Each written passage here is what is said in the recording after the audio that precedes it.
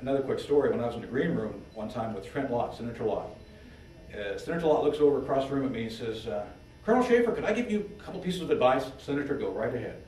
He says, well, first off, you've already figured this one out. It's never good to be right ahead of your time. Yeah, I got that, Senator. And this next one was very key, and I've never forgotten this. He said, always, my other point to you, always remember, whatever they're talking about in the press, the issue is always something else. And so that was like chilling. It's like, there's something else here. And frankly, I don't even know what everything else is here. But the thing is, the incremental use of people like Peter to burrow at the truth, to work to get to the bottom line, is necessary and important to our system. And I don't care if you're right or left, center. Bob Barr's a friend of mine. If you're libertarian, okay, go be libertarian there, Bob. Good luck with that. I mean, but the idea here, the truth is the truth. And so recently, another book, which I'm not plugging. You should plug it. It's a good book. Mike Casper pointed out to us that there's a book out there, a book about Afghanistan, where they talk about Able Danger. And it's like, okay, well, I was in Afghanistan, but I know that Able Danger had nothing to do, the project itself had nothing to do with Afghanistan. So he sends me the link, and here is a guy named General Lambert. General Lambert is a huge figure in the Able Danger story.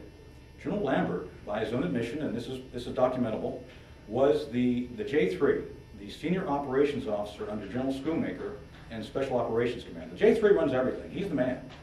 And I actually sat in briefings at DIA with General Lambert, and this is one of those notable things you won't find anywhere written down yet, but I was in a meeting with the deputy director of DIA with General Lambert, and the guy that was briefing just kept messing up the information about Able Danger. So I ended up stepping in and giving the brief. And Jerry Clark was the deputy director of DIA. He's a good guy. Jerry looks over at me and says, Tony, you seem to know a lot about this operation. It's like, yeah, I'm one of the members of it. Oh, okay, so they got it. And the thing was, though, my point here is to illustrate the fact that this was no small thing. You don't go in and brief the deputy director of DIA. And later I actually briefed George Tenet and Stephen Cambone, two notable names, on aspects of Able Danger because of all the other operations with other great cover names of what we were doing. So, General Lambert, maybe he thinks the heat's off now. He is interviewed for this book called Horse Soldiers, about the early days of the Afghan War, about 2001 and 2002, when we were having special operations guys riding horses, which by special operations standards is a very benign story. I mean, that's very benign. And so he makes a comment on page 27, and basically he's interviewed. He says, yeah, within 10 seconds I knew who did the attack. It was Al-Qaeda. And I knew that because, when they were showing Atan on the TV, I'd already seen his picture because of this top secret project that I was overseeing. And frankly, they came to me with information about him during the time we were running the project, and they told me that, hey, we have cells, Al-Qaeda cells in the United States. And the lawyers just couldn't give me good guidance on what to do, and they recommended we not pass it to the FBI. So I feel awful now because this, had I passed that information, we could have probably stopped this. I think it's a pretty big admission. I don't know. I mean, I've been holding the bag on this for like the last 4 years by myself, so it's a pretty big admission. Huge. So I have said this, and again, I reference back to Mike's testimony. You didn't see the picture when he had the Al-Qaeda cells. Oh, yeah. Yeah, so he knew about the cells and he was told about it. So the thing that we have to understand now is that I guess people think that he's off and they can just say whatever they want. And within the context of Able Danger and this whole thing, I've said this publicly a lot, and I was excoriated for it. I was investigated by the DOD IG, and they said, "Oh, he's just out for himself." Well, they didn't accuse me of making anything up. They said he was mistaken. He's just out for he's out for personal benefit. I don't know what personal benefit they exactly thought it was after, but that's what they said. And just for the record, and Peter and I've talked about this a lot, they finally got me. I mean, I guess as Patrick Fitzgerald can figure out as a prosecutor, they're going to get you on something if they really want you, And they came after me on 3 issues, and I know this has been talked about, but I think it's worth noting again. They got me on $67 of illegal expenditures on a phone bill. Acquired, by the way, I might add, during the time I was in command of a unit prosecuting a counterterrorism mission, a base called Operating Base Alpha. And these charges were incurred at 75 cents per time over 18 months because I was forwarding phone calls from a government phone to my personal phone. Oh, that's illegal. You can't do that. That's $67 worth of loss for the government. Of course, they missed the point that they spent $1.5 million on the investigation to figure this all out. So that's tax dollars at work.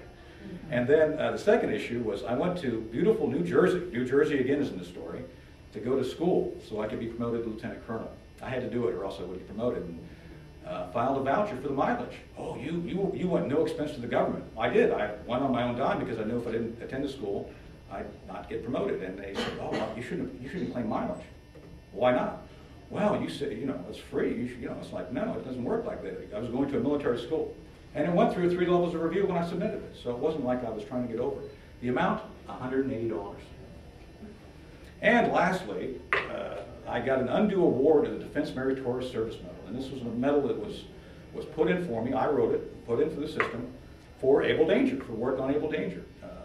And their conclusion was, in this report, is that you somehow convinced General Dayton, you convinced him to sign this award for you. You forced him to do it. A lieutenant colonel forced a 2-star general to sign an award. That was your conclusion. Now, the funny thing, and the good news is here, although they were able to revoke my clearance, Army didn't buy it. At the time, I was a major when this all happened, and I stand before you today as Lieutenant Colonel Shaffer. And by the way, you don't know this, that was reinvestigated as well. Because they complained to the Army about how did he get promoted?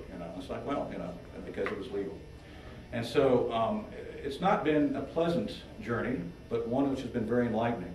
And I have found folks along this path, as bizarre it has been, fellow true speakers like Sabel, people who are dogged like Mike, and of course Peter, who by his brilliance as a producer at ABC News has been able to transfer that into maybe not as a financially viable work area that it is before, but I think much more important by the fact he's standing up and wanting to do the right thing.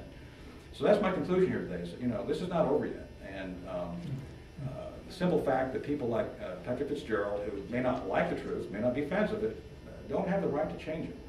And it's important to have the debate, to have everything put out.